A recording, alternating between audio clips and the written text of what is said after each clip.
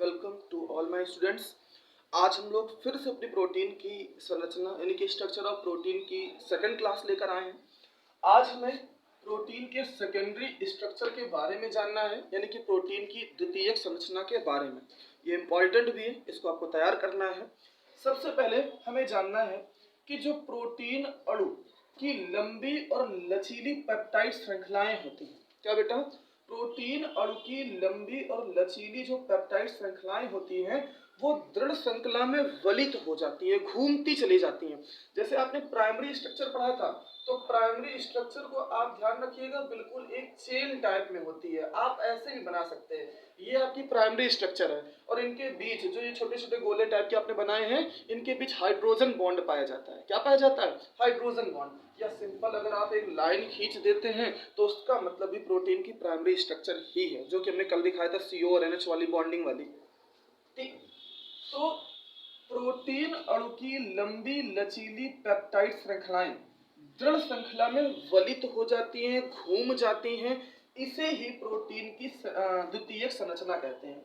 When long flexible peptide chains are converted into rigid ring chain, then a new structure is obtained that is known as secondary structure of protein. क्या बेटा?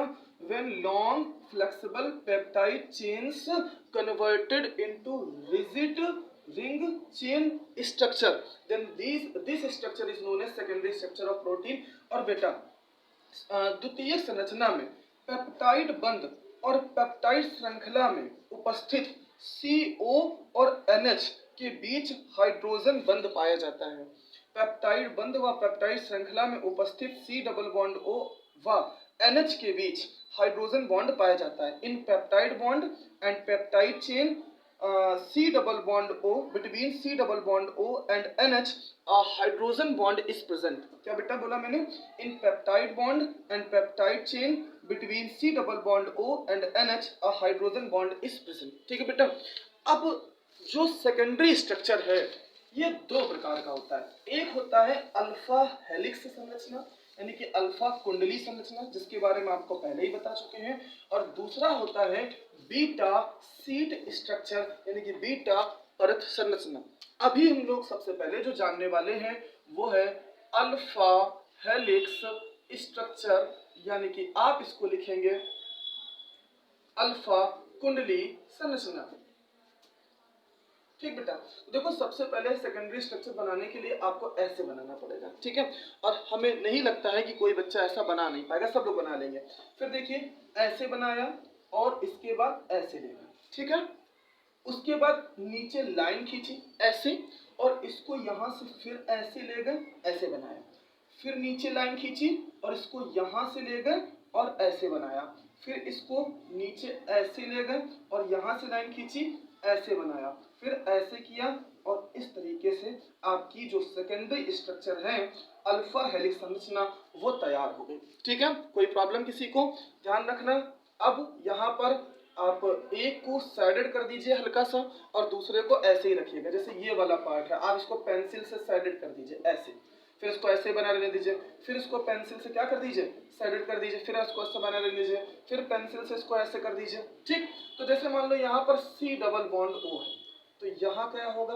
NH, और इनके बीच क्या पाया जाएगा? Hydrogen bond. यहाँ पर क्या हो गया? C डबल बॉन्ड O, यहाँ पर क्या हो गया? NH, इनके बीच हाइड्रोजन बॉन्ड। इसी प्रकार यहाँ क्या हो गया? C डबल बॉन्ड O, और यहाँ पर NH, इनके बीच हाइड्रोजन बॉन्ड। इसी प्रकार ऐसे ही आप आगे बनाते चले जाएंगे। ठीक है, C डबल बॉन्ड O, फिर N और H और हाइड्रोजन बॉन्ड। तो इस प्रकार का जो स्ट्रक्चर हमने आपके सामने दिखाया हुआ है वो आपका क्या है बेटा? अल्फा हेलिक्स स्ट्रक्चर है। और यहाँ पर आप चाहें तो एल्किल ग्रुप दिखा सकते हैं। ये आपके एल्किल ग्रुप है, ये जो लगे हैं ये आपके क्या है बेटा? Alkyl group. ठीक है, एल्किल ग्रुप मतलब आर अगर लगाओगे तो एल्किल ग्रुप दिखाना है, आर नहीं लगा रहे हो तो एल्किल ग्रुप नहीं दिखाना है। ठीक है, अब इसके बारे में ध्यान रखिएगा। जो प्रत्येक चक्र होता है, प्रत्येक साइकिल होता है, उसमें 3 से लेकर 6 तक अमीनो अम्ल प्रेजेंट होते हैं, यानी कि अमीनो एसिड प्रेजेंट होते हैं। अल्फा हेलिक्स संरचना के प्रत्येक चक्र में लगभग 3 से लेकर 6 तक अमीनो अम्ल पाए जाते हैं। Each cycle of alpha helix structure having 3 to 6 amino acid and this is a flexible structure. यह एक लचीली संरचना है। कैसी संरचना है बेटा? लचीली संरचना। और इसे 3.6 और 13 हेलिक्स स्ट्रक्चर भी बोलते हैं। क्या बोलते हैं बेटा? 3.6 13 हेलिक्स स्ट्रक्चर। इसे 3.6 13 हेलिक्स संरचना भी कहा जाता है। ऐसा क्यों कहा जाता है बेटा? क्योंकि प्रत्येक चक्र में 3 से लेकर 6 तक क्या पाए जाते हैं? अमीनो अम्ल। और CO और NH के बीच 13 सदस्यीय एक वलय बनती है, रिंग बनती है। 13 सदस्यीय क्या बनती है? रिंग बनती है, वलय बनता है। इसलिए इसे 3.6 13 हेलिक्स संरचना कहा जाता है। 3.6 हेलिक्स संरचना क्यों कहा जाता है? क्योंकि प्रत्येक चक्र में लगभग 3 से लेकर 6 तक अमीनो अम्ल पाए जाते हैं और यहाँ पर CO और NH के बीच हाइड्रोजन बंध बनने के कारण 13 सदस्यीय रिंग बनती है, वलय बनता है। यानी कि between CO single bond due to hydrogen bond between CO and NH 13 member ring is obtain. ठीक है बेटा? इसलिए इसे बोला जाता है 3.6 13 हेलिक्स स्ट्रक्चर। यहां तक कोई प्रॉब्लम किसी को? ठीक है, क्लियर हो गया। चलिए अब हम लोग आगे बढ़ते हैं। अल्फा हेलिक्स स्ट्रक्चर हमारी कंप्लीट हो गई। अब हम लोग जानने जा रहे हैं इसके दूसरे स्ट्रक्चर के बारे में, जिसका नाम है बीटा परत संरचना, यानी कि बीटा